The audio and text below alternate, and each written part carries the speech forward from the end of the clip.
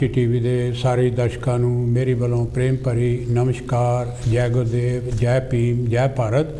प्यारे दर्शकों, मैं थोड़ा बिशन दास बैंस देश प्रदेश प्रोग्राम लैके थोड़े सामने पेश होया हाँ और हमेशा की तरह मेरा साथ देने लई मेरे प्यारे मित्र समाज वीकली के चीफ एडिटर दविंदर चंद्र जी। दविंदर जी, थोड़ा स्वागत है जी कांशी टीवी पे। Thank you very much.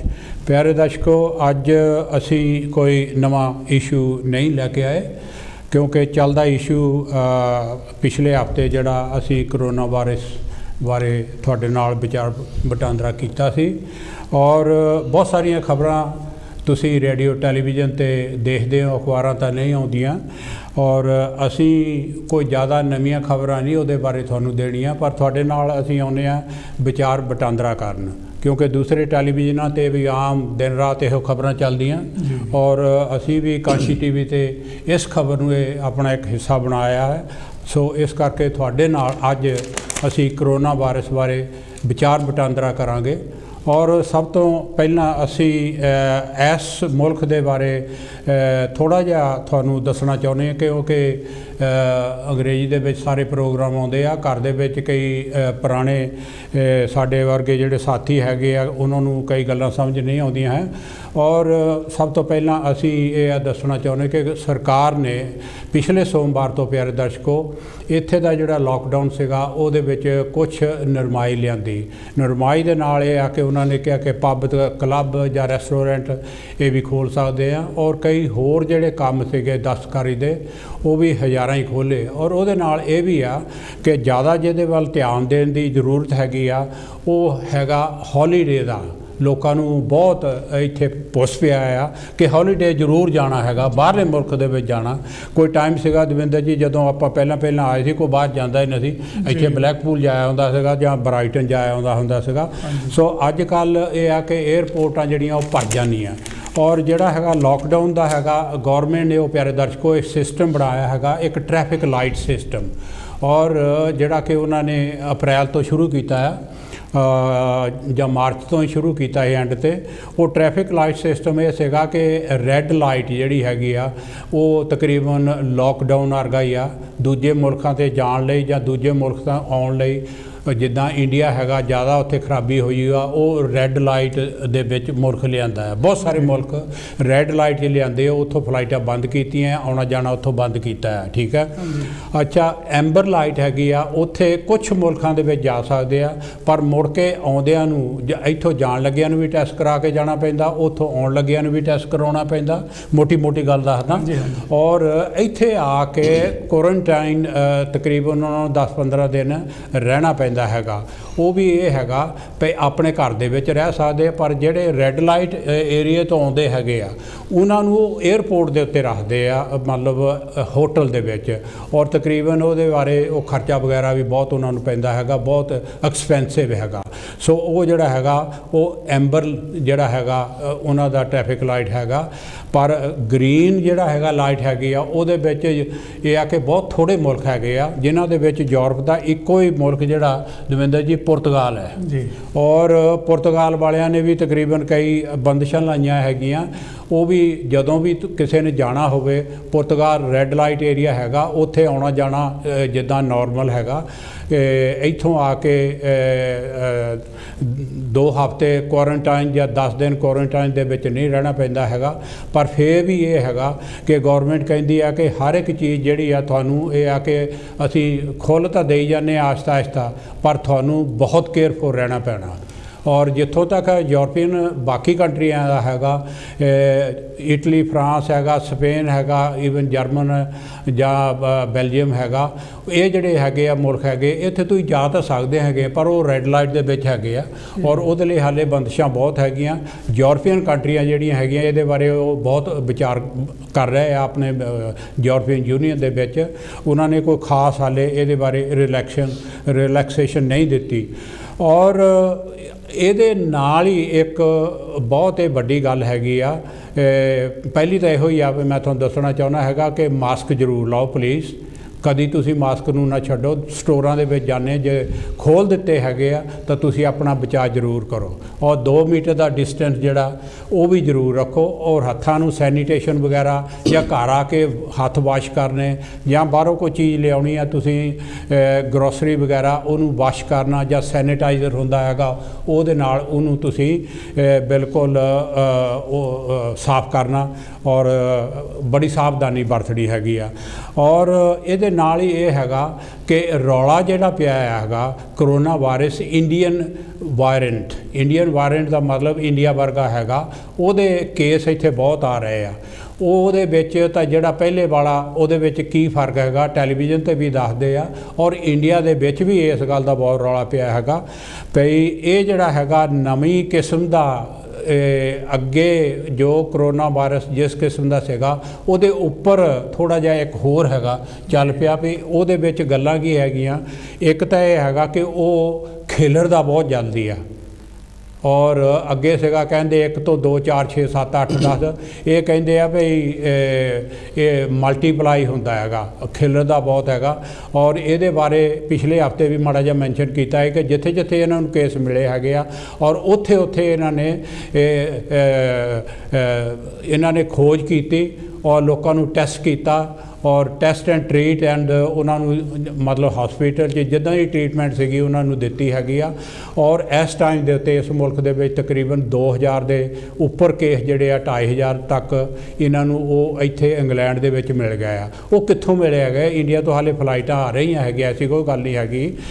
तकरीबन अप्रैल तो ला के हुण तक कल मैं इंटरनेट पर देखदा सीगा प्यारे दर्शकों 100 तो उत्ते फ्लाइटां आईयां है जी। और 100 तो उत्ते फ्लाइटां जिहड़ियां सीगियां वो भी ये आ कि कोई खास होंदियां उहदियां भी कंडीशनस हैगियां है जी। तो उहदे बारे वो लम्मा चौड़ा हैगा। और वो जिहड़ा इंडियन वायरेंट हैगा उहदे नाल एक कहंदे ब्लैक फंगस इंडिया दे विच भी वो टैलीविजन च भी दसदे आ कि ठीक है जिहड़ा पहले सीगा तुहाडे फेफड़िਆਂ ਦੇ ਉੱਤੇ असर पैंदा सीगा तुहाडी इंटरनल बॉडी ते असर पैंदा सीगा पर ये जिहड़ा फंगस वाला हैगा जिद्दां इन्फैक्शन जी हो जाती अख ते कईयां दे हुंदी आ कईयां दे कंन ते हुंदी आ कईयां दे मूँह ते उत्ते बुल्लां ते जीभ ते समझे ना ये जिहड़े अंग हैगे आ जिस तरह वो वायरस अंदर चले जांदा सीगा इस तरह ही ये हैगा कि अख च भी जा सकदा ਕੰਨ 'ਚ भी जा सकता ठीक नहीं। इस करके यह है कि we must follow the government's guideline.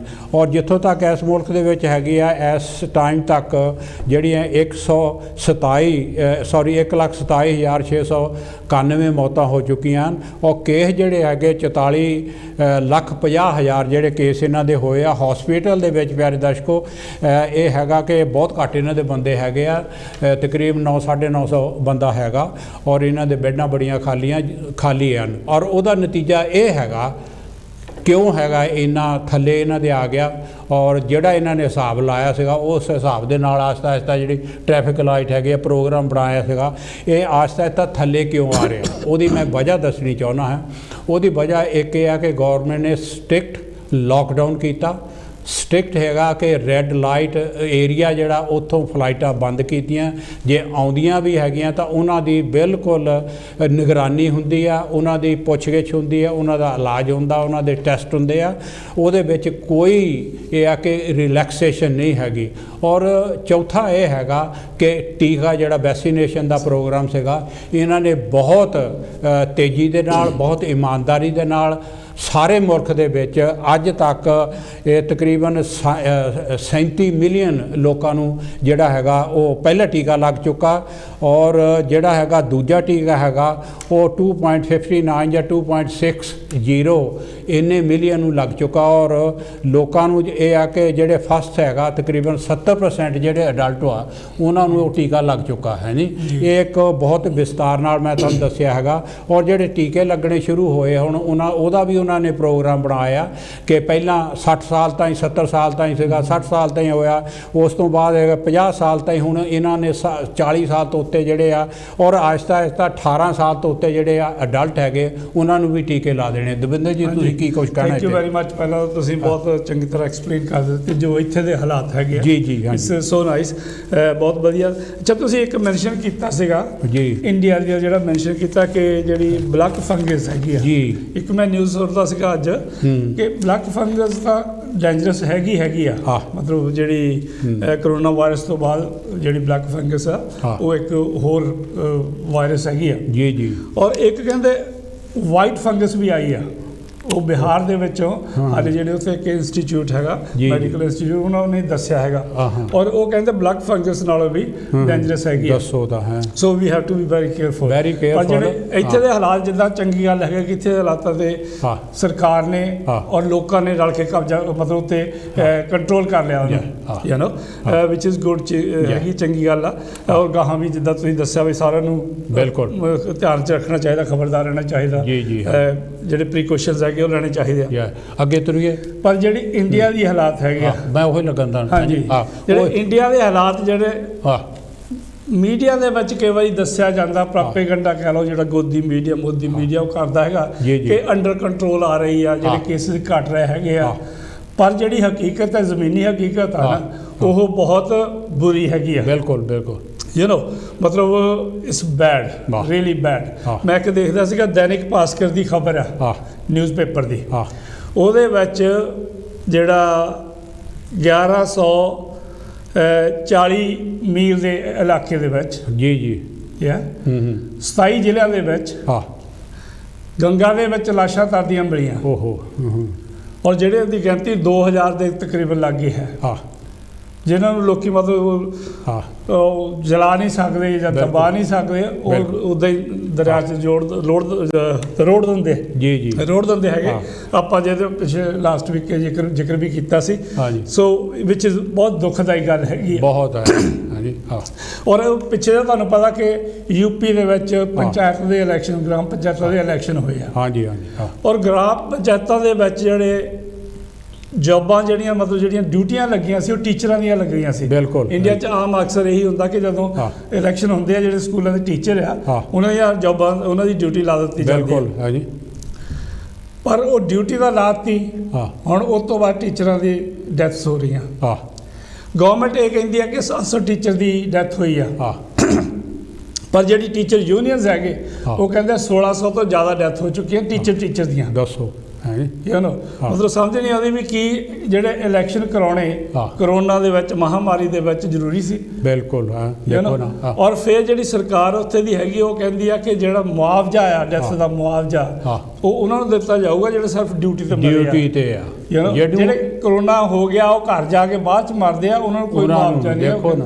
You know it's very very upsetting ਹੈਗੀ ਆ ਸਾਰੀ ਗੱਲ। ਤੇ ਇੱਦਾਂ ਜਿਹੜੀ ਹੈਗੀ ਹਾਲਾਤ ਨਾ ਬੜੇ ਚੰਗੇ ਨਹੀਂ ਹੈ। ਇੱਕ ਹੋਰ ਮੇਰੇ ਕੋਲ ਖਬਰ ਹੈਗੀ, ਇੱਕ ਮੈਗਜ਼ੀਨ ਹੈਗੀ, ਇੰਟਰਨੈਸ਼ਨਲ ਮੈਗਜ਼ੀਨ ਆ, ਦਾ ਕਨਵਰਸੇਸ਼ਨ। ਜੀ ਜੀ। ਉਹਨਾਂ ਨੇ ਇੱਕ ਸਰਵੇ ਕੀਤਾ ਜੀ, ਜਿਹਦੇ ਵਿੱਚ ਉਹਨੇ ਦੇਖਿਆ ਵੀ ਪੂਰੇ ਦੁਨੀਆ ਦੇ ਵਿੱਚ ਬੈਡ ਪਰਸਨ ਕਿਹੜਾ, ਜਿਹਦੇ ਮਤਲਬ ਕਿਹੜਾ ਪ੍ਰਾਈਮ ਮਿਨਿਸਟਰ ਜਾਂ ਪ੍ਰਾਈਮ ਮਿਨਿਸਟਰ ਜਾਂ ਪ੍ਰੈਜ਼ੀਡੈਂਟ ਦੁਨੀਆ ਦੇ ਆ, ਪ੍ਰਾਈਮ ਮਿਨਿਸਟਰ ਜਾਂ ਪ੍ਰੈਜ਼ੀਡੈਂਟ ਕਿਹੜਾ ਆ ਸਭ ਤੋਂ ਜਿਹਨੇ ਮਿਸ ਹੈਂਡਲ ਕੀਤਾ ਸਾਰੀ ਸਿਚੁਏਸ਼ਨ। ਜੀ ਜੀ। ਔਰ ਉਹਦੇ ਵਿੱਚ ਆਪਣੇ ਭਾਰਤ ਦੇ ਪ੍ਰਧਾਨ ਮੰਤਰੀ ਜੀ, ਸਾਨੂੰ ਅਫਸੋਸ ਵਾਲੀ ਗੱਲ ਆ, ਅਫਸੋਸ ਨਾਲ ਕਹਿਣਾ ਪੈਂਦਾ, ਚੈਂਪੀਅਨ ਮਤਲਬ ਉਹ ਸਭ ਤੋਂ ਜ਼ਿਆਦਾ ਉਹਨੂੰ ਮਤਲਬ ਹੋਇਆ ਕਿ ਸਭ ਤੋਂ ਮਤਲਬ ਪਹਿਲੇ ਨੰਬਰ 'ਤੇ ਉਹ ਆ ਪੰਜਾਬ ਵਿੱਚੋਂ ਹੀ, ਜਿਹਨੇ ਉਹਨੂੰ ਮਿਸ ਹੈਂਡਲ ਕੀਤਾ ਹੈ, ਮਿਸ ਮੈਨੇਜਮੈਂਟ ਕੀਤੀ ਹੈਗੀ ਆ। ਮਤਲਬ ਇਹ ਕਿਹੜੇ ਮੋਟੇ ਆਪਾਂ ਦੱਸੇ ਵੀ ਸੀਗੇ। ਦੇਖੋ ਪਹਿਲੇ ਨੰਬਰ ਦੇ ਉੱਤੇ ਤਾਂ ਜਿਹੜਾ ਆਪਣੇ ਇੰਡੀਆ ਦੇ ਆਉਂਦੇ ਪ੍ਰਾਈਮ ਮਿਨਿਸਟਰ, ਜਿਹੜੀ ਆਪਾਂ ਫੋਟੋ ਦੇਖਦੇ ਸੀਗੇ, ਦੂਸਰੇ ਨੰਬਰ ਦੇ ਉੱਤੇ ਬ੍ਰਾਜ਼ੀਲ ਦੇ ਪ੍ਰਾਈਮ ਮਿਨਿਸਟਰ ਹੈਗੇ ਆ, ਯੂ ਨੋ। ਸੋ ਬਾਕੀ 3 ਹੋਰ ਹੈਗੇ, ਤੁਹਾਨੂੰ ਪਤਾ ਉਹਦੇ ਬਾਰੇ। ਦੇਖੋ ਉਹ ਬ੍ਰਾਜ਼ੀਲ ਦੇ, ਔਰ ਉਹਨਾਂ ਦੇ ਨਾਲ ਪਿਆਰੇ ਦਰਸ਼ਕੋ ਬ੍ਰਾਜ਼ੀਲ ਦਾ ਹੈਗਾ ਜ਼ੇਰ ਬੋਲਸੋਨਾਰੋ, ਔਰ ਅਮਰੀਕਾ ਦਾ ਤਾਂ ਤੁਹਾਨੂੰ ਪਤਾ ਹੀ ਆ, ਡੋਨਲਡ ਟਰੰਪ ਹੈ ਜੀ, ਉਹਨੇ ਕਿੰਨਾ ਕੁਛ ਕੀਤਾ ਸੀਗਾ ਹੈ ਜੀ। ਔਰ ਅਲੈਗਜ਼ੈਂਡਰਾ ਬੇਲਾਰੂਸ ਜਿਹੜਾ ਹੈਗਾ ਬੇਲਾਰੂਸ ਹੈ ਜੀ, ਇਹ ਅਲੈਗਜ਼ੈਂਡਰਾ, ਉਹਨਾਂ ਦੇ ਨਾਂ ਵੀ ਹੋਰ ਤਰ੍ਹਾਂ ਦੇ ਹੀ ਆ ਹੈ ਜੀ। ਔਰ ਇੱਕ ਮੈਕਸੀਕੋ ਦੇ ਵਿੱਚ ਵੀ ਦਵਿੰਦਰ ਜੀ 6,17,000 ਮੌਤਾਂ ਹੋਈਆਂ ਹੈ ਜੀ। ਔਰ ਅਮਰੀਕਾ ਦੇ ਵਿੱਚ ਵੀ ਤਕਰੀਬਨ 6 ਲੱਖ ਤੋਂ ਉੱਤੇ ਮੌਤਾਂ ਹੋਈਆਂ ਸੀ। ਵੈਰੀ ਬੈਡ ਸਿਚੁਏਸ਼ਨ ਹੈਗੀ ਆ। ਔਰ ਜਿਹੜਾ ਵਰਲਡ ਦਾ ਨਾ ਥੋੜ੍ਹੀ ਜਿਹੀ ਫਿਗਰ ਦੇ ਆ, ਵਰਲਡ ਦੇ ਵਿੱਚ ਜਿਹੜੇ ਪਿਆਰੇ ਦਰਸ਼ਕੋ ਕੇਸ ਇਸ ਲਈ ਹੈਗੇ ਆ ਉਹ 165 ਮਿਲੀਅਨ ਕੇਸ ਹੈ, ਔਰ ਜਿਹੜੀਆਂ ਡੈਥਸ ਹੋਈਆਂ ਹੈਗੀਆਂ ਉਹ 3.4 ਮਿਲੀਅਨ ਡੈਥ ਹੋਈਆਂ। ਔਰ ਅਮਰੀਕਾ ਦੇ ਵਿੱਚ 34 ਮਿਲੀਅਨ ਜਿਹੜੇ ਕੇਸ ਹਲੇ ਹੈਗੇ ਆ, ਔਰ ਉਹਨਾਂ ਦੀਆਂ ਜਿਹੜੀਆਂ ਡੈਥ ਹੋਈਆਂ ਜਿਸ ਤਰ੍ਹਾਂ ਮੈਂ ਕਿਹਾ 6 ਲੱਖ ਤੋਂ ਉੱਤੇ ਉਹਨਾਂ ਦੀਆਂ ਡੈਥ ਹੋਈਆਂ। ਔਰ ਇੰਡੀਆ ਦੇ ਵਿੱਚ ਤੁਸੀਂ ਦੇਖਦੇ ਆ ਵੀ ਰੋਜ਼ ਹੀ ਖਬਰ ਆਉਂਦੀ ਆ ਦਵਿੰਦਰ ਜੀ ਭਾਈ 4 ਲੱਖ ਤੋਂ ਉੱਤੇ ਨਵੇਂ ਕੇਸ ਆਉਂਦੇ ਆ, ਔਰ ਉਹ ਜਿਹੜੇ ਆ 26 ਮਿਲੀਅਨ ਤੋਂ ਉੱਤੇ ਇੰਡੀਆ ਦੇ ਵਿੱਚ ਜਿਹੜੇ ਕਰੋਨਾ ਵਾਇਰਸ ਦੇ ਕੇਸ ਇਸ ਲਈ ਆ। ਔਰ ਜਿਹੜਿਆਂ ਦੀ ਡੈਥ ਹੋ ਗਈ ਸਾਨੂੰ ਛੱਡ ਗਏ, ਦੁਨੀਆ ਨੂੰ ਛੱਡ ਗਏ, ਉਹ 2,87,000 ਤੋਂ ਉੱਤੇ ਆ ਜੀ। ਜਿਹੜਾ ਆਪਾਂ ਮੈਜੋਰਟੀ ਪੰਜਾਬੀ ਆ, ਮੈਂ ਉਹਦੀ ਵੀ ਫਿਗਰ ਲਿਆ ਆ। ਬੜੀ ਇਹ ਆ ਕਿ ਫਿਕਰਮੰਦ ਜਿਹੜੀ ਸਿਚੁਏਸ਼ਨ ਆ ਪੰਜਾਬ ਦੀ ਜਿਹੜੀ ਆ, ਪੰਜਾਬ ਦੇ ਵਿੱਚ ਤਕਰੀਬਨ 5,12,000 ਕੇਸ ਹੋਏ ਆ ਹਲੇ ਪੰਜਾਬ ਦੇ ਵਿੱਚ, 5,12,000 ਕੇਸ, ਔਰ 12,317 ਮੌਤਾਂ ਹੋ ਚੁੱਕੀਆਂ। ਔਰ ਜਿਹਦੇ ਵਿੱਚੋਂ ਪਿਆਰੇ ਦਰਸ਼ਕੋ ਜਲੰਧਰ, ਹੁਸ਼ਿਆਰਪੁਰ, ਆਪਣੇ ਨਵਾਂ ਸ਼ਹਿਰ, ਲੁਧਿਆਣਾ, ਬਠਿੰਡਾ ਔਰ ਅੰਮ੍ਰਿਤਸਰ ਇਹ ਟੌਪ 'ਤੇ ਆ। ਔਰ ਕੱਲ੍ਹ ਇੱਕ ਮੈਂ ਖਬਰ ਦੇਖਦਾ ਸੀਗਾ, ਇੱਕ 22-23 ਸਾਲ ਦਾ 24 ਸਾਲ ਦਾ ਮੁੰਡਾ ਸੀਗਾ, ਉਹ ਹਸਪੀਟਲ ਜਲੰਧਰ ਦੇ ਹਸਪੀਟਲ 'ਚ ਸੀਗਾ, ਔਰ ਉਹਨੇ ਕਿਹਾ ਆਪਣੇ ਘਰਦਿਆਂ ਨੂੰ ਫੋਨ ਕਰਕੇ ਕਿ ਤੁਸੀਂ ਮੈਨੂੰ ਇੱਥੇ ਦਾਖਲ ਕਿਉਂ ਕਰਾਇਆ, ਤੁਸੀਂ ਮੈਨੂੰ ਇੱਥੋਂ ਲੈ ਚਲੋ, ਇੱਥੇ ਕੋਈ ਦੇਖਭਾਲ ਨਹੀਂ ਹੁੰਦੀ, ਇਹਨਾਂ ਨੇ ਮੈਨੂੰ ਮਾਰ ਦੇਣਾ। ਔਰ ਇਹ ਆ ਕਿ ਉਹ ਕਹਿੰਦਾ ਉਹਨੇ ਆਪਣਾ ਟੈਲੀਫੋਨ ਕੱਢ ਕੇ ਉਹਦੇ ਉੱਤੇ ਉਹਨੇ ਕਲਿੱਪ ਭਰਿਆ ਹੈ ਜੀ ਵੀ ਇਹਨਾਂ ਨੇ ਮੈਨੂੰ ਮਾਰ ਦੇਣਾ, ਤੁਸੀਂ ਮੈਨੂੰ ਲੈ ਜਾਓ। ਔਰ ਉਹ ਘਰ ਦੇ ਲਗਾਏ ਨਹੀਂ, ਕਹਿੰਦੇ ਕੋਈ ਨਹੀਂ ਫਿਕਰ ਨਾ ਕਰ, ਅਸੀਂ ਕੱਲ੍ਹ ਨੂੰ ਆਵਾਂਗੇ। ਦੂਜੇ ਦਿਨ ਗਿਆ ਉਹ ਮਰ ਗਿਆ ਜੀ, ਹੈ ਜੀ। ਔਰ ਇਹੋ ਜਿਹੀਆਂ ਬਹੁਤ ਸਾਰੇ ਕੇਸ ਹੋ ਰਹੇ, ਔਰ ਇਹੋ ਜਿਹੀਆਂ ਅਫਵਾਹਾਂ ਉੱਡ ਰਹੀਆਂ ਉੱਥੇ ਬਹੁਤ ਕਿ ਲੋਕ ਡਰਦੇ ਹਸਪੀਟਲ ਨਹੀਂ ਜਾਂਦੇ, ਕਿਉਂਕਿ ਉਹ ਕਹਿੰਦੇ ਵੀ ਇਹਨਾਂ ਨੇ ਮਾਰ ਦੇਣਾ ਔਰ ਅੰਗ ਕੱਢ ਲੈਣੇ ਆ। ਇਹ ਗੱਲਾਂ ਜਿਹੜੀਆਂ ਇੰਡੀਆ ਦੇ ਵਿੱਚ ਬਹੁਤ ਹੈ ਔਰ ਹੋ ਵੀ ਰਹੀਆਂ, ਪਰ ਕਈ ਹਸਪੀਟਲਾਂ ਦੇ ਵਿੱਚ ਇੰਨੇ ਇਮਾਨਦਾਰ ਡਾਕਟਰ ਅਤੇ ਨਰਸਾਂ ਮੈਜੋਰਟੀ 99% ਜਾਂ ਲਾ ਲਓ ਤੁਸੀਂ 90% ਹੋਊਗੇ, ਔਰ ਬੜੀ ਉਹਨਾਂ ਦੀ ਕੁਰਬਾਨੀ ਆ ਫਰੰਟ ਲਾਈਨ ਦੇ ਉੱਤੇ ਇਹੋ ਜਿਹੜੇ ਕੰਮ ਕਰਦੇ ਆ। ਔਰ ਜਿੰਨੇ ਵੀ ਹੈਗੇ ਭਾਵੇਂ ਸਫਾਈ ਕਰਮਚਾਰੀ ਆ ਜਾਂ ਡਾਕਟਰ ਔਰ ਨਰਸਾਂ ਹੈਗੇ ਆ। ਔਰ ਡਾਕਟਰ ਕੇ ਅਗਰਵਾਲ ਦਿੱਲੀ ਏਮਸ ਹਸਪੀਟਲ ਦੇ ਵਿੱਚ ਸੀਗਾ, ਬਹੁਤ ਟੌਪ ਦਾ, ਟੈਲੀਵਿਜ਼ਨ ਦੇ ਉੱਤੇ ਆ ਕੇ ਉਹ ਜਦੋਂ ਦਾ ਚੱਲਿਆ ਉਹ ਆ ਕੇ ਹਰ ਰੋਜ਼ ਕੋਈ ਨਾ ਕੋਈ ਐਡਵਾਈਸ ਦਿੰਦਾ ਹੈਗਾ। ਉਹ ਵੀ ਵਿਚਾਰਾ 2 ਜਿਹੜੇ ਉਹਨੇ ਟੀਕੇ 1 ਔਰ 2 ਦੋਨੇ ਲਵਾਏ ਸੀਗੇ। ਦੇਖ ਲਓ, ਇੱਕ ਖਿਆਲ ਨਾਲ ਗੱਲ ਸੁਣਨ ਵਾਲੀ ਆ, ਏਮਸ ਹਸਪੀਟਲ ਇੰਡੀਆ ਦਾ ਵਰਲਡ ਦਾ ਸਭ ਤੋਂ ਬੈਸਟ ਹਸਪੀਟਲ ਹੈ ਦਿੱਲੀ 'ਚ। ਉਹਦੇ ਸਭ ਤੋਂ ਬੈਸਟ ਜਿਹੜਾ ਡਾਕਟਰ ਸੀਗਾ 63 ਸਾਲ ਦਾ ਡਾਕਟਰ ਕੇ ਅਗਰਵਾਲ, ਉਹਨੇ 2 ਇੰਜੈਕਸ਼ਨ ਲਵਾਏ ਸੀਗੇ ਔਰ ਫਿਰ ਵੀ ਉਹਨੂੰ ਹੋ ਗਿਆ ਕਰੋਨਾ। ਔਰ ਉਹ ਪਤਾ ਨਹੀਂ ਮੰਡੇ ਕਿ ਟਿਊਜ਼ਡੇ ਵਿਚਾਰਾ ਉਹ ਪਾਸ ਆਨ ਹੋ ਗਿਆ, ਪਾਸਵੇ ਹੋ ਗਿਆ।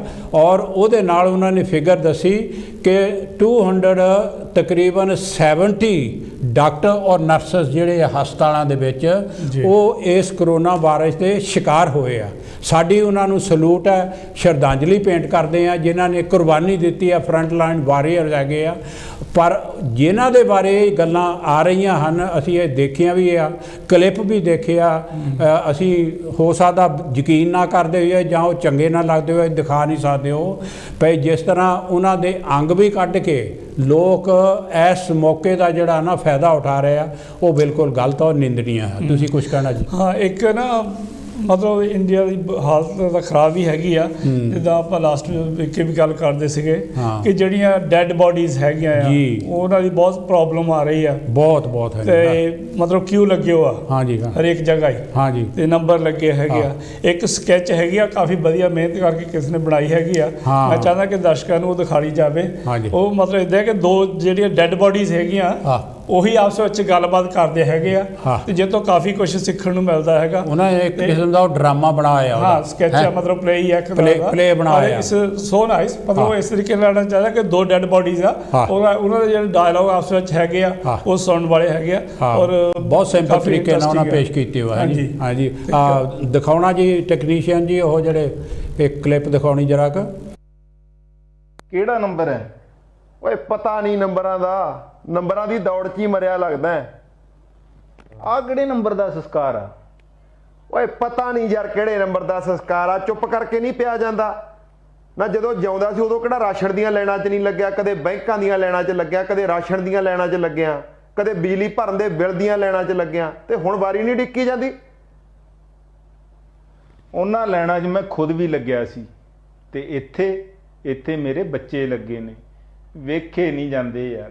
ਨਹੀਂ ਦੇਖੇ ਜਾਂਦੇ ਤਾਂ ਫਿਰ ਉੱਠ ਕੇ ਖੜਾ ਹੋ ਜਾ, ਆ ਪਾ ਦੇ ਸਾਰਿਆਂ ਦਾ ਗਾ। ਨਾਲੇ ਦੇਖੀ ਜਦੋਂ ਉੱਠ ਕੇ ਕਹੇਂਗਣਾ ਲੋਕ ਭੂਤ ਭੂਤ ਕਰਕੇ ਭੱਜਣਗੇ। ਚੱਲ ਉੱਠ ਕੇ ਪੈ ਜਾ ਇਹਨਾਂ ਦੇ ਮਗਰ, ਬਣਾ ਦੇ ਇਹਨਾਂ ਸਾਰਿਆਂ ਦੀ ਰੇਲ। ਉਹ ਰੇਲ ਤਾਂ ਮੈਂ ਉਦੋਂ ਨਹੀਂ ਬਣਾਈ ਜਦੋਂ ਮੈਂ ਜਿਉਂਦਾ ਸੀ। ਫਿਰ ਪਿਆਰ ਹੈ ਚੁੱਪ ਕਰਕੇ। ਆ ਜਿਉਂਦੇ ਜੀ ਚੁੱਪ ਵੀ ਮਰਿਆ ਵਰਗੀ ਹੁੰਦੀ ਆ, ਤੇ ਤੂੰ ਪਹਿਲਾਂ ਕਿਹੜਾ ਜਿਉਂਦਿਆਂ 'ਚ ਸੀ? ਤੇਰੀ ਜਾਨ ਕਿਵੇਂ ਗਈ? ਮੈਂ ਤਾਂ ਭਰਾਵਾ ਆਕਸੀਜਨ ਕੰਨੋਂ ਹੀ ਮਰ ਗਿਆ, ਮੈਨੂੰ ਤਾਂ ਆਕਸੀਜਨ ਨਹੀਂ ਮਿਲੀ। ਤੂੰ ਕਿਵੇਂ ਮਰਿਆ? ਮੈਨੂੰ ਭਰਾਵਾ ਬੈੱਡ ਨਹੀਂ ਮਿਲਿਆ। ਯਾਰ ਕਿੰਨੇ ਸਸਤੇ 'ਚ ਮਰ ਗਏ ਅਸੀਂ। ਉਹ ਅਸੀਂ ਲੈ ਕੇ ਇਸੇ ਦੀ ਸੀ ਯਾਰ, ਸਾਨੂੰ ਸਾਡੀ ਚੁੱਪ ਨਹੀਂ ਮਰਵਾਤਾ। ਜੇ ਕਿਤੇ ਅਸੀਂ ਬੋਲਦੇ ਹੁੰਦੇ ਅੱਜ ਅਸੀਂ ਮਰੇ ਨਾ ਹੁੰਦੇ। ਚੱਲ ਜਦੋਂ ਸਾਰੀ ਉਮਰ ਚੁੱਪ ਰਹੇ ਆ, ਹੁਣ ਵੀ ਚੁੱਪ ਕਰਕੇ ਆਪਦੀ ਬਾਰੀ ਉਡੀਕਦੇ ਆ। ਜੇ ਮੈਨੂੰ ਇੱਕ ਮੌਕਾ ਮਿਲ ਜੇ ਨਾ, ਮੈਂ ਚੀਖ ਕੇ ਆਖਾਂ ਮੈਨੂੰ ਸਿਸਟਮ ਨੇ ਮਾਰਿਆ। ਮੈਂ ਇੰਨਾ ਬਿਮਾਰ ਨਹੀਂ ਸੀ ਜਿੰਨਾ ਸਾਡਾ ਸਿਸਟਮ ਬਿਮਾਰ ਸੀ। ਓਏ ਚੁੱਪ ਕਰਕੇ ਪਿਆਰ ਹੈ, ਜਦੋਂ ਜਿਉਂਦਾ ਸੀ ਉਦੋਂ ਬੋਲ ਪੈਂਦਾ, ਹੁਣ ਜਿਆਦੇ ਜ਼ਬਾਨ ਲੱਗੀ ਆ। ਨਾਲੇ ਮੁਰਦੇ ਬੋਲਦੇ ਨਹੀਂ ਹੁੰਦੇ। ਜੇ ਕਿਤੇ ਆ ਬਿਮਾਰੀ ਨਾਲ ਲੜਨੀ ਤਾਂ ਸਿਸਟਮ ਦੇ ਨਾਲ ਪਹਿਲਾਂ ਲੜ ਲੈਂਦਾ, ਅੱਜ ਮਰਿਆ ਨਾ ਹੁੰਦਾ। 7 ਸੰਸਕਾਰ ਹੋ ਗਏ, ਅਜੇ 27 ਬਾਕੀ ਨੇ। ਆਸੇ ਪਾਸੇ ਵੇਖ ਯਾਰ, ਕਿੰਨੀਆਂ ਲੋਥਾਂ ਪਈਆਂ ਨੇ। ਲੱਗਦਾ ਤੂੰ ਗਿਣਤੀਆਂ ਮਿੰਤੀਆਂ 'ਚ ਉਮਰ ਕੱਢੀ ਆ। ਆ ਮਿਣਤੀ ਦੇਖਾ ਸਾਹਮਣੇ ਮੱਚਦੀ ਲਾਟ ਦੀ, ਤੇ ਲਾਟ ਦੀ ਮਿਹਨਤੀ ਕਰਕੇ ਸਾਡੇ ਦੇਸ਼ ਦੀ ਤਰੱਕੀ ਨੂੰ ਨਾਪ। ਦਿਖਦੀ ਆ ਲਾਟ? ਸਾਡੇ ਬੱਚੇ ਇੱਥੇ ਕਿਵੇਂ ਰਹਿਣਗੇ?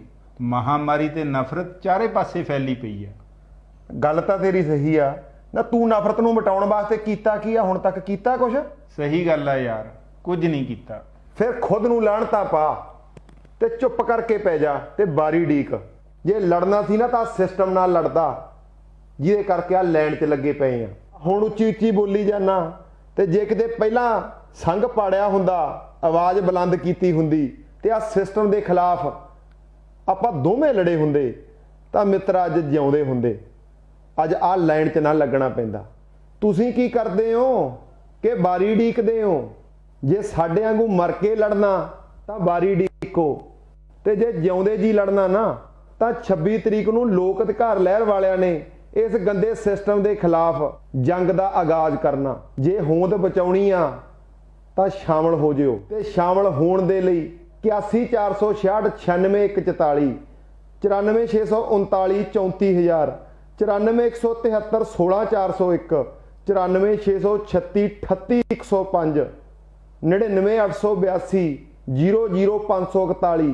ਕਿਸੇ ਨੰਬਰ ਤੇ ਫੋਨ ਲਾ ਕੇ ਉਸ ਕਾਫਲੇ 'ਚ ਰਲ ਜਿਓ, ਤੇ ਜੇ ਉਸ ਕਾਫਲੇ 'ਚ ਨਾ ਰਲੇ ਤਾਂ ਸਾਡੇ ਵਾਲੇ ਕਾਫਲੇ 'ਚ ਜ਼ਰੂਰ ਰਲ ਜਾਓਗੇ। ਹੁਣ ਵੈਲਕਮ ਬੈਕ ਪਿਆਰੇ ਦਰਸ਼ਕੋ। ਉਮੀਦ ਰੱਖਦੇ ਹਾਂ ਕਿ ਇਹ ਇੱਕ ਜਿਹੜਾ ਪਲੇ ਸੀਗਾ ਉਹ ਤੁਹਾਡੀ ਸਮਝ ਵਿੱਚ ਆਇਆ ਹੋਵੇਗਾ, ਔਰ ਇੱਕ ਤਕਰੀਬਨ ਬਿਲਕੁਲ ਸਹੀ ਇਹ ਹਾਲਾਤ ਹੈਗੇ ਆ ਭਈ। ਜਿਹੋ ਜਿਹੇ ਉੱਥੇ ਭਾਰਤ ਦੇ ਵਿੱਚ ਹਾਲਾਤ ਹੈਗੇ ਆ, ਬਹੁਤ ਹੀ ਦਰਦਨੀय ਹੈਗੇ ਆ।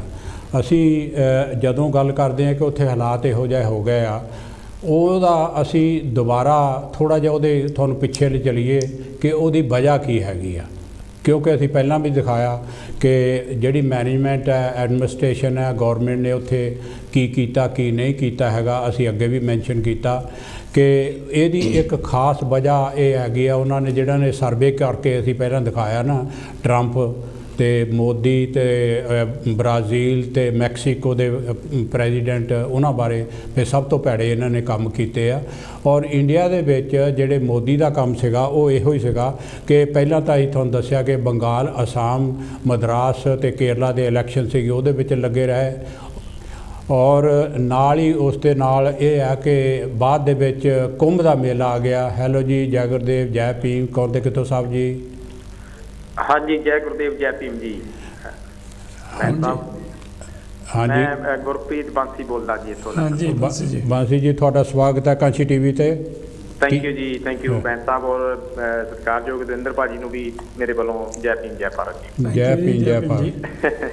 ਬਹੁਤ ਮਿਹਰਬਾਨੀ ਜੀ ਸਮਾਂ ਦੇਣ ਲਈ। ਔਰ ਮੈਂ ਸ਼ਾਰਟ 'ਚ ਜਿਹੜਾ ਪ੍ਰੋਗਰਾਮ ਚੱਲ ਰਿਹਾ ਉਹਦੀ ਸ਼ਲਾਘਾ ਕਰਦਾ ਔਰ ਨਾਲ ਜਿਹੜਾ ਤੁਸੀਂ ਹਮੇਸ਼ਾ ਵਿਸ਼ਾ ਟੱਚ ਕਰਦੇ ਹੋ ਇਹ ਸ਼ਲਾਘਾਯੋਗ ਹੁੰਦਾ ਆ ਜੀ ਜੀ। ਤੇ ਇਹ ਤੁਸੀਂ ਜਿਹੜਾ ਸੱਚ ਦਿਖਾ ਰਹੇ ਹੋ ਜੀ, ਇਸ ਸੱਚ ਦੀ ਪੜਚੋਲ ਦੇ ਨਾਲ ਆਵਾਮ ਨੂੰ, ਲੋਕਾਂ ਨੂੰ, ਦਰਸ਼ਕਾਂ ਨੂੰ ਇਹ ਵੀ ਸੋਚਣਾ ਹੋਏਗਾ ਜਿਹੜਾ ਹੁਣ ਇੱਕ 2 ਡੈੱਡ ਬੋਡੀਜ਼ ਦਾ ਪ੍ਰਤੀਬਿੰਬ ਪੇਸ਼ ਕੀਤਾ ਹੈਗਾ ਉਹ ਬਹੁਤ ਇੱਕ ਟੁੰਬਣ ਵਾਲਾ ਹੈ। ਜੀ ਜੀ। ਔਰ ਜੇ ਸਮਝ ਜਾਈਏ ਤਾਂ ਅਜੇ ਵੀ ਕੁਝ ਨਹੀਂ ਵਿਗੜਿਆ ਹੈਗਾ, ਕਿਉਂਕਿ ਜੋ ਮਨਸ਼ਾ ਉੱਥੋਂ ਦੀ ਸਰਕਾਰ ਦੀ ਹੈ ਜੀ ਜੀ, ਜਿਹੜੇ ਮਨਸੂਬਿਆਂ ਨਾਲ ਉਹ ਕੰਮ ਕਰ ਰਹੇ ਆ ਉਹਨਾਂ ਨੂੰ ਇਨਸਾਨੀਅਤ ਤੋਂ ਉਹ ਨਾਲ ਕੋਈ ਹਮਦਰਦੀ ਨਹੀਂ ਜੀ। ਉਹ ਇਨਸਾਨੀਅਤ ਦਾ ਘਾਣ ਕਰ ਰਹੇ ਆ, ਉਹਨਾਂ ਨੂੰ ਕੋਈ ਦੁੱਖ ਦਰਦ ਨਹੀਂ ਨਜ਼ਰ ਆ ਰਿਹਾ ਵੀ ਦੁਨੀਆ ਕਿੰਨੀ ਤਰ੍ਹਾਂ ਹੋ ਕੇ ਮਰ ਰਹੀ ਆ। ਸੜਕਾਂ ਤੇ ਮਾਵਾਂ ਬੱਚਿਆਂ ਨੂੰ ਜਨਮ ਦੇ ਦਿੰਦੀਆਂ ਮਰ ਰਹੀਆਂ, ਚਾਹੇ ਉਹ ਲੋਕਡਾਊਨ ਦੌਰਾਨ ਸੈਂਕੜੇ ਕਿਲੋਮੀਟਰ ਚੱਲ ਕੇ ਦੂਸਰੇ ਆਪਣੀਆਂ ਰਾਜਾਂ ਨੂੰ ਉਹਨਾਂ ਨੇ ਪਲਾਇਨ ਕੀਤਾ, ਉਸ ਵੇਲੇ ਦੀ ਗੱਲ ਕਰ ਰਿਹਾ ਮੈਂ।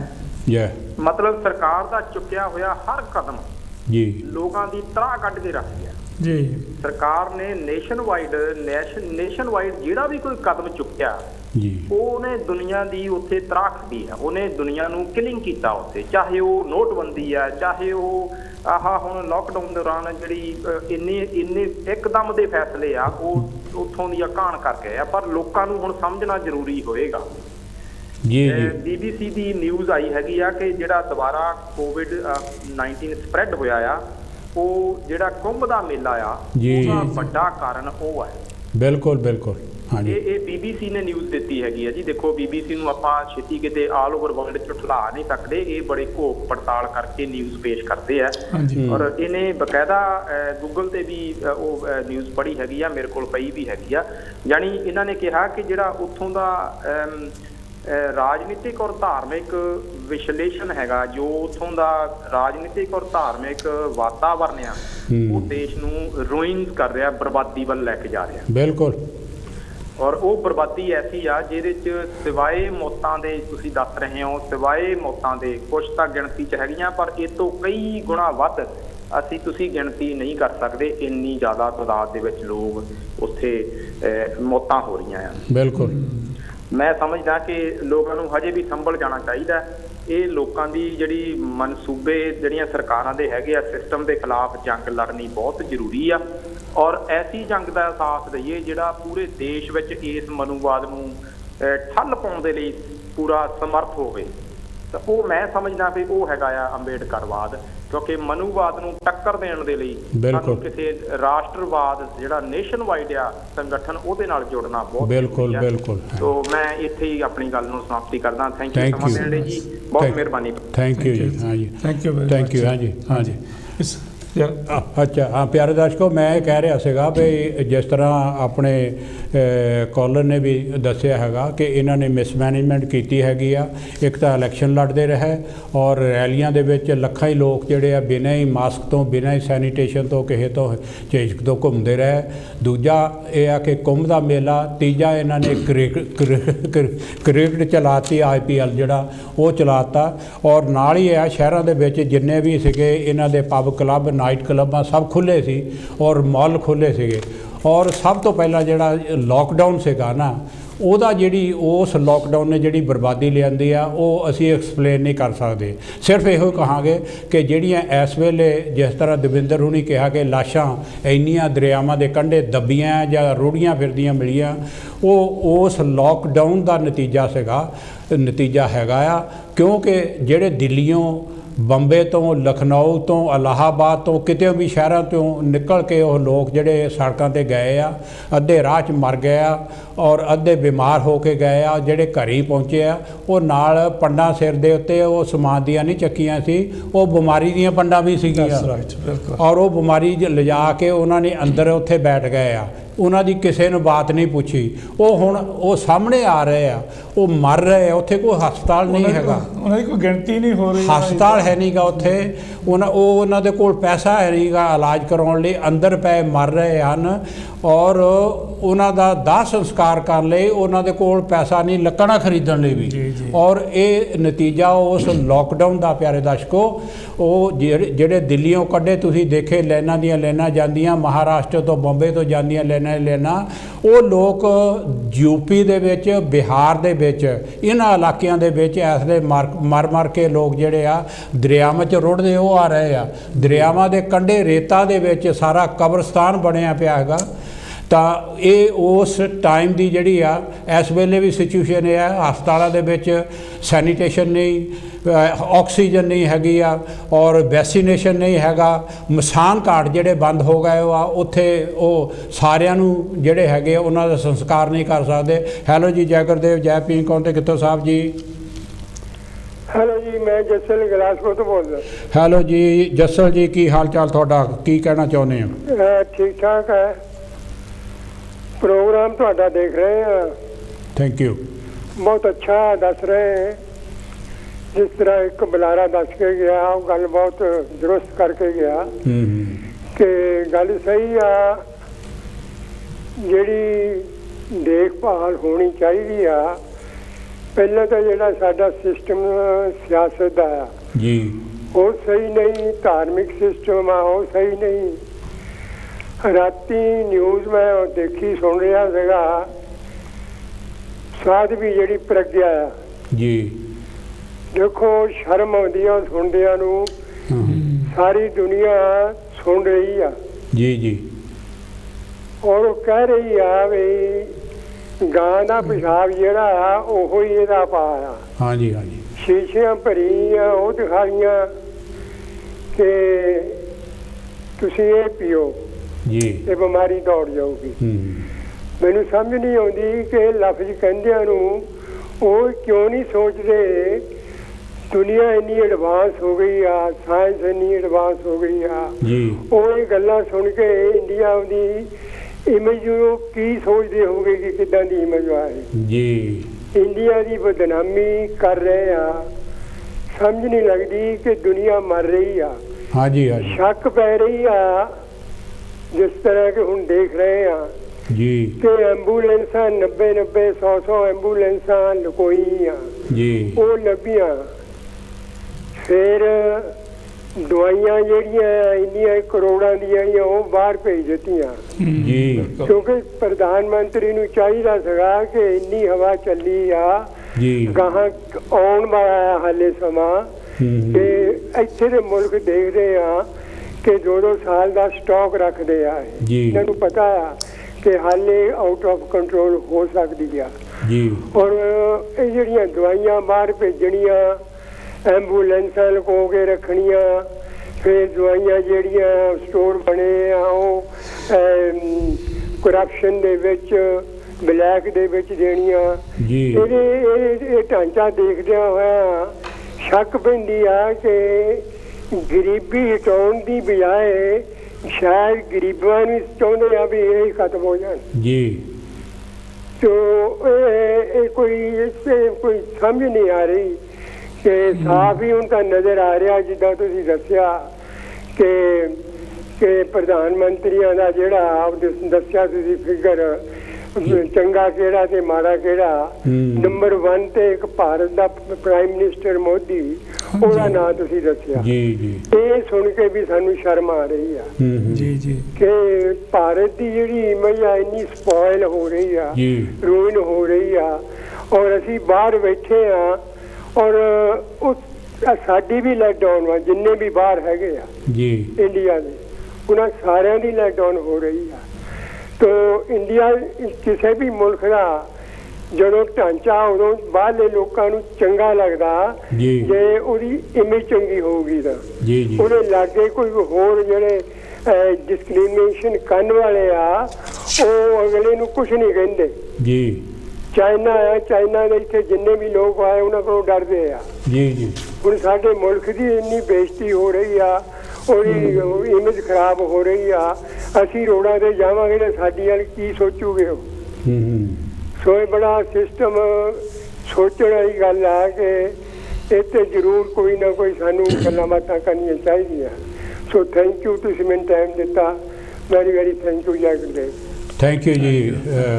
ਦੇਖੋ ਦਵਿੰਦਰ ਜੀ, ਗੱਲ ਇਹ ਹੈਗੀ ਆ ਕਿ ਜਿਸ ਤਰ੍ਹਾਂ ਕਹਿੰਦੇ ਵੀ ਟੀਕੇ ਨਹੀਂ ਮਿਲ ਰਹੇ, ਔਰ ਇੱਕ ਵਰਲਡ ਫੋਰਮ ਤੇ ਜਾ ਕੇ ਨਾ ਮਾਰਚ ਦੇ ਵਿੱਚ ਪ੍ਰਧਾਨ ਮੰਤਰੀ ਨੇ ਕਿਹਾ ਕਿ ਅਸੀਂ 10 ਮਿਲੀਅਨ ਜਿਹੜੇ ਆ ਵੈਕਸੀਨੇਸ਼ਨ ਹੈ ਉਹ ਐਕਸਪੋਰਟ ਕਰ ਦਿੱਤੇ 17 ਕੰਟਰੀਆਂ ਨੂੰ। ਜੀ ਜੀ।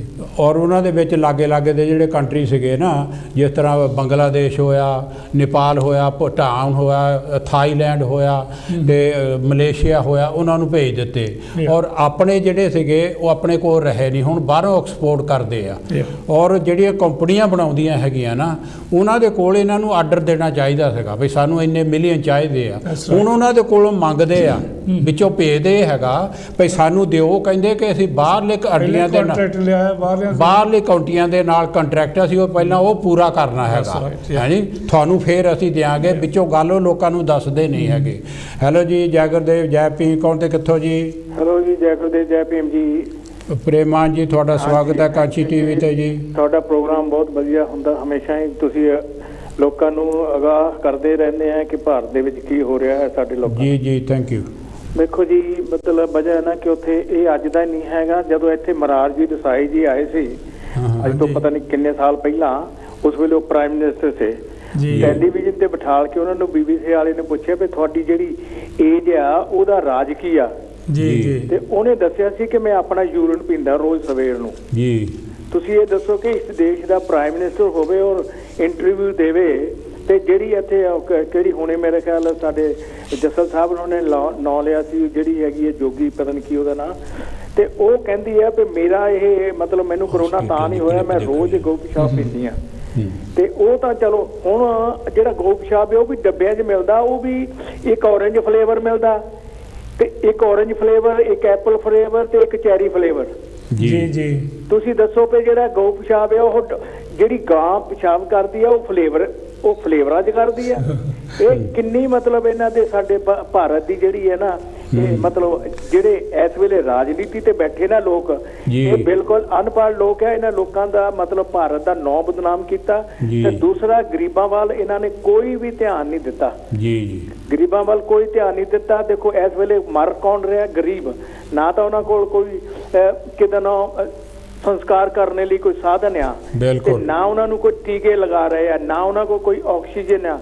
ਤੇ ਜਿਹੜਾ ਕੋਈ ਵੀ ਡਾਕਟਰ ਆਕਸੀਜਨ ਕਹਿੰਦਾ ਵੀ ਸਾਡੇ ਹਸਪੀਟਲਾਂ 'ਚ ਨਹੀਂ ਹੈ ਨਾ, ਉਹਨੂੰ ਫੜ ਕੇ ਅੰਦਰ ਕਰ ਦਿੰਦੇ ਵੀ ਤੂੰ ਸਾਡੀ ਬਦਨਾਮੀ ਕਰਦਾ। ਬਿਲਕੁਲ ਇਹੋ ਜਿਹੇ ਇਹਨਾਂ ਦੇ ਹਾਲਾਤ ਆ। ਕਿਉਂਕਿ ਇੱਕ ਹੁਣ ਅੱਜ ਇੱਕ ਕੱਲ ਨਵੀਂ ਖਬਰ ਆਈ ਆ, ਇੱਕ ਜਿਹੜਾ ਇਹਨਾਂ ਦਾ ਦੂਸਰਾ ਹੈਗਾ ਆ ਅਡਵਾਨੀ, ਉਹਨੇ YouTube ਤੇ ਆਪਣੀ ਮੈਸੇਜ ਪਾਇਆ ਕਿ ਇਸ ਸਾਲ ਜਿਹੜਾ 2024 ਦਾ ਇਲੈਕਸ਼ਨ ਹੋਣਾ ਆ, ਹੋ ਸਕਦਾ ਉਹ ਇਲੈਕਸ਼ਨ ਨਾ ਹੋਵੇ ਕਿਉਂਕਿ ਭਾਰਤ ਦੀ ਗੌਰਮੈਂਟ ਨੇ, ਮੋਦੀ ਗੌਰਮੈਂਟ ਨੇ ਇਹ ਕਰੋਨਾ ਵਾਇਰਸ ਤੇ ਇੰਨਾ ਖਰਚ ਕਰ ਦਿੱਤਾ ਕਿ ਇਹਨਾਂ ਕੋਲ ਕੋਈ ਪੈਸਾ ਨਹੀਂ ਹੈਗਾ। ਤੁਸੀਂ ਇਹ ਦੱਸੋ, ਇੱਕ ਪਾਸੇ ਪ੍ਰੋਪੋਗੰਡਾ ਹੋ ਰਿਹਾ ਹੈ, ਪ੍ਰੋਪੋਗੰਡਾ ਕਰ ਰਹੇ ਆ ਕਿ ਇਹ ਲੋਕ ਦੇਖ ਰਹੇ ਕਿ ਇਹਨਾਂ ਦਾ ਧਿਆਨ ਦੂਜੇ ਪਾਸੇ ਨੂੰ ਹਟਾ ਦਈਏ ਅਸੀਂ। ਅਗਰ ਇਹਨਾਂ ਨੇ ਇਲੈਕਸ਼ਨ ਨਾ ਕੀਤਾ, ਇਹਨਾਂ ਨੇ ਦੁਬਾਰਾ ਆਏ ਜਿਹੜਾ ਸੰਵਿਧਾਨ ਹੈ ਨਾ ਉਹਨੂੰ ਪੂਰਾ ਇਹਨਾਂ ਨੇ ਖੰਡਿਤ ਕਰਕੇ ਤਾਂ ਪੂਰਾ ਫਿਨਿਸ਼ ਕਰਨਾ ਆ। ਉਹੀ ਮਨੂ ਸਿਮਰਤੀ ਲਾਗੂ ਕਰਨੀ ਚਾਹੀਦੀ। ਲੇਕਿਨ ਬਾਹਰਲੇ ਜੋ ਲੋਕਾਂ ਨੂੰ ਜਿਹੜਾ ਹੈਗਾ ਨਾ, ਇਹ ਭਾਰਤ ਦੇ ਲੋਕ ਆ, ਉਹਨਾਂ ਨੂੰ ਇਸ ਚੀਜ਼ ਦਾ ਬਹੁਤ ਕਿਤੇ ਨਾ ਐਕਸ਼ਨ ਲੈਣਾ ਚਾਹੀਦਾ ਹੈਗਾ ਇਸ ਗੌਰਮੈਂਟ ਦੇ ਉੱਤੇ, ਕਿਉਂਕਿ ਜਦੋਂ ਤੱਕ ਇਹ ਐਕਸ਼ਨ ਨਹੀਂ ਲੈਂਦੇ ਉਦੋਂ ਤੱਕ ਇਹ ਗੌਰਮੈਂਟ ਗਤੀਆਂ ਲੈ ਨਹੀਂ ਸਕਦੀ। ਤੇ ਹਾਂ, ਮੈਂ ਤਾਂ ਇੰਨਾ ਹੀ ਕਹੂੰਗਾ ਕਿ ਭਾਰਤ ਦੀ ਗੌਰਮੈਂਟ ਟੋਟਲੀ ਫੇਲ ਹੋ ਚੁੱਕੀ ਹੈ। ਬਿਲਕੁਲ। Thank you.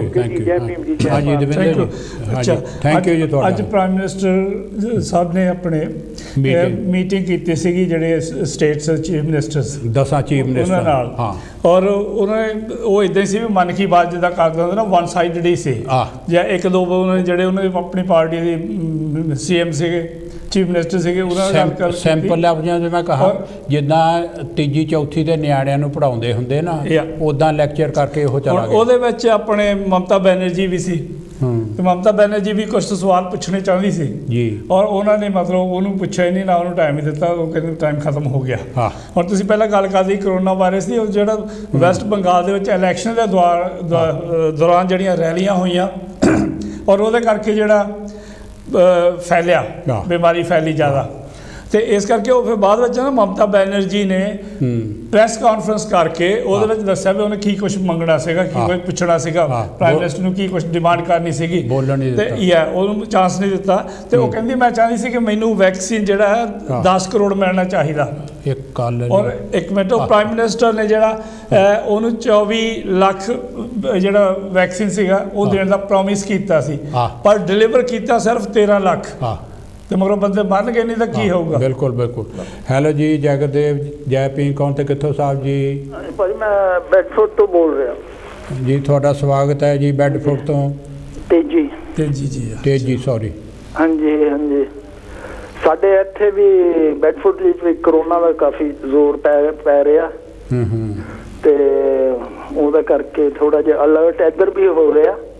ਅੱਛਾ, ਮੈਂ ਤੁਹਾਡੇ ਨਾਲ, ਤੁਸੀਂ ਦੋਨੇ ਬਹੁਤ ਸੂਝਵਾਨ ਹੋ ਜੀ। ਮੈਂ ਇਹ ਪੁੱਛਣਾ ਚਾਹੁੰਦਾ ਕਿ ਆ ਜੋ ਕੁਝ ਹੋਇਆ, ਇਹ ਰੈਲੀਆਂ ਕੀਤੀਆਂ ਇਹਨਾਂ ਨੇ, ਕਿਆ ਇਹ ਹੋਈਆਂ ਆ ਜਾਂ ਕੀਤੀਆਂ ਗਈਆਂ? ਰੈਲੀਆਂ ਕੀਤੀਆਂ ਗਈਆਂ। ਇਹ ਜਦੋਂ ਅਸੀਂ ਇੱਧਰ ਨੂੰ ਆਪਣਾ ਦਿਮਾਗ ਲਿਜਾਵਾਂਗੇ ਨਾ, ਅਸੀਂ ਫਿਰ ਸਮਝ ਸਕਦੇ ਹਾਂ ਕਿ ਸਾਡੇ ਨਾਲ ਕੀ ਹੋ ਰਿਹਾ ਜੀ। ਦੇਖੋ, ਇਹਨਾਂ ਨੇ ਜਿਹੜਾ ਕਾਰਪੋਰੇਸ਼ਨ ਦੇ ਵਿੱਚ ਲਿਆ ਰਿਹਾ ਸਾਰਾ ਸਿਸਟਮ, ਉਹਦੇ ਵਿੱਚ ਜਿਹੜਾ 85% ਆ ਉਹ ਫਿੱਟ ਨਹੀਂ ਹੋ ਰਿਹਾ। ਅੱਛਾ, ਇਹਨਾਂ ਨੇ ਇਹ ਖੁਦ ਕੀਤਾ ਆ। ਇਹਨਾਂ ਨੂੰ ਪਤਾ ਸੀ ਕਿ ਜੋ ਮਹਾਮਾਰੀ ਹੈਗੀ ਹੈ ਇਹਦਾ ਫਾਇਦਾ ਲਿੱਤਾ ਜਾਏ ਜੀ। ਇਹ ਇਹਨਾਂ ਦੀ ਆਪਣੀ ਹੈ ਪਲੈਨਿੰਗ ਹੈ। ਇਹਨਾਂ ਨੇ ਬਾਹਰਲੀਆਂ ਸਟੇਟਾਂ ਚੋਂ ਬੰਦੇ ਲਿਜਾ ਕੇ ਉੱਥੇ ਇਕੱਠੇ ਕੀਤੇ ਆ, ਪਹਾੜੇ ਦੇ ਟੱਟੂ ਰੈਲੀਆਂ ਦੇ ਵਿੱਚ ਬਾਹਰੋਂ ਲਗਾਏ ਸਟੇਟਾਂ ਚੋਂ ਬੰਦੇ।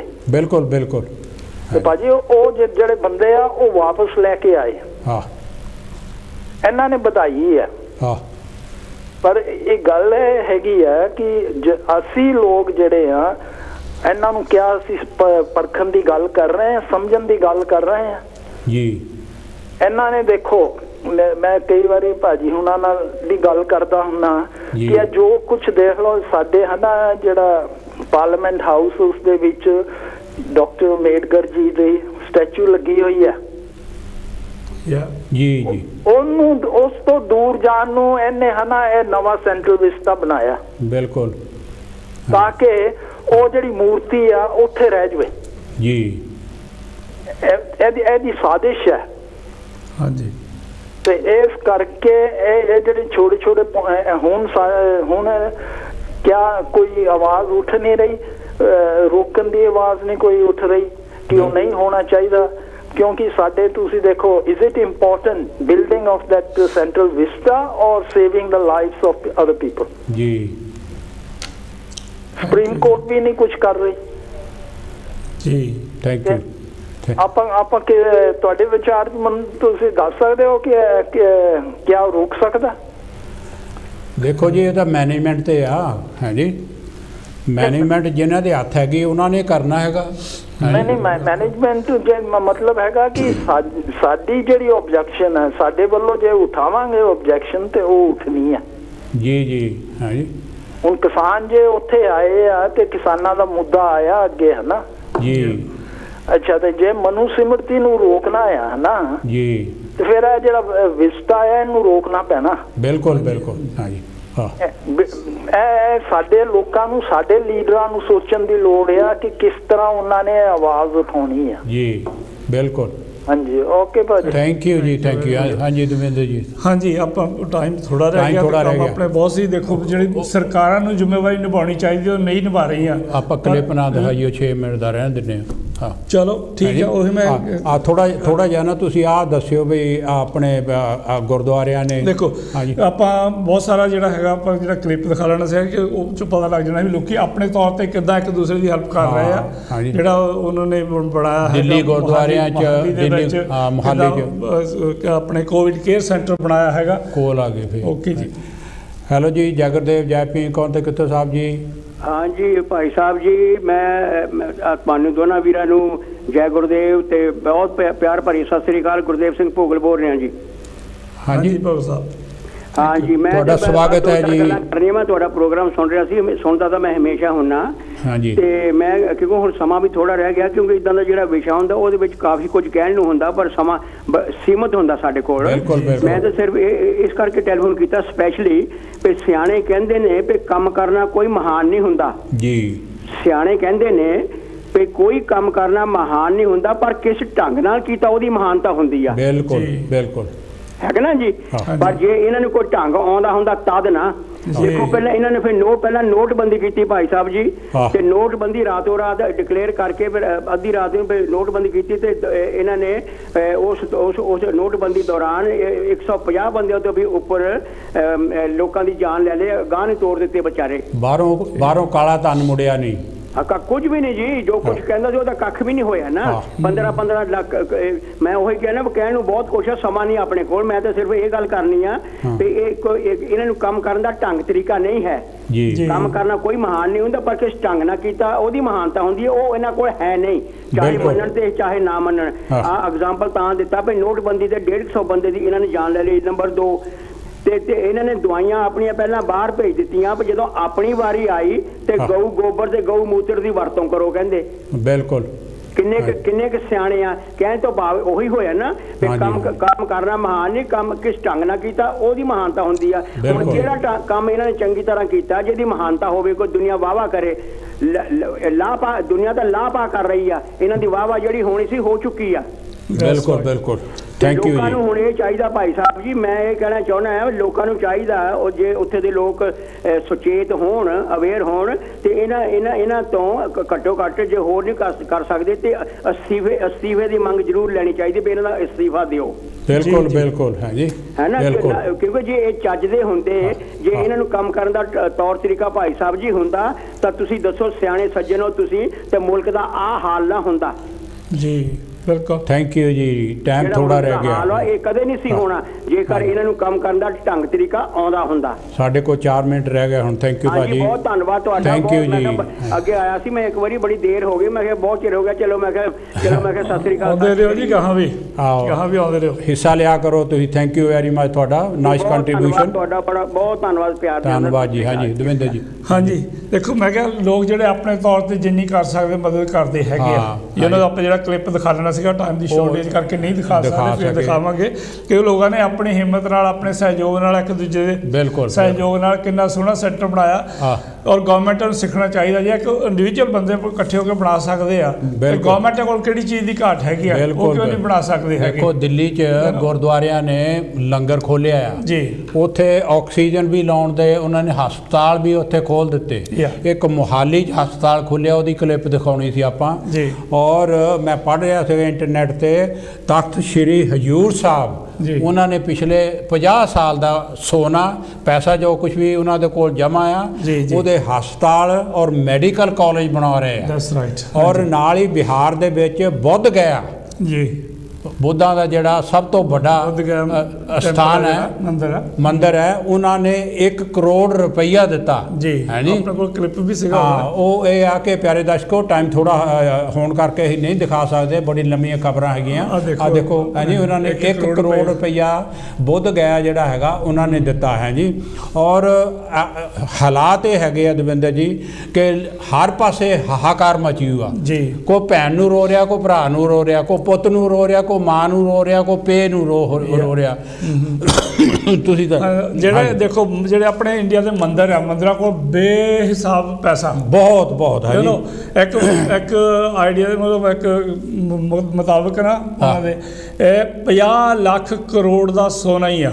ਦੱਸੋ ਨਾ, 20 ਲੱਖ ਟਨ ਸੋਨਾ, 20 ਲੱਖ ਟਨ ਸੋਨਾ। ਉਹ ਕਹਿੰਦੇ ਜੇ ਮਤਲਬ ਨਾ ਉਹਨੂੰ ਇਸਤੇਮਾਲ ਕੀਤਾ ਜਾਵੇ, 500 ਸਾਲ ਤੱਕ ਪੂਰਾ ਇੰਡੀਆ ਦਾ ਪੈਟਰੋਲ ਜਿਹੜਾ ਫ੍ਰੀ ਗੱਡੀਆਂ ਨੂੰ, ਸਾਰੀ ਦੁਨੀਆ ਦਾ ਬਜਟ ਖਰੀਦ ਲਓ। 500 ਸਾਲ ਵਾਸਤੇ ਮਤਲਬ ਫ੍ਰੀ ਗੱਡੀਆਂ ਚੱਲ ਸਕਦੀਆਂ। ਉਹ ਜਿਹੜੇ ਅਡਵਾਨੀ ਕਹਿੰਦੇ ਪੈਸੇ ਮੁੱਕ ਜਾਣੇ, ਦੱਸੋ ਉਹਨੂੰ ਜਰਾ। ਇੱਥੇ ਮੁੱਕਦੇ ਆ 100 ਸਾਲ ਤੱਕ ਜਿਹੜਾ ਟ੍ਰੇਨਾਂ ਫ੍ਰੀ ਹੋ ਸਕਦੀਆਂ।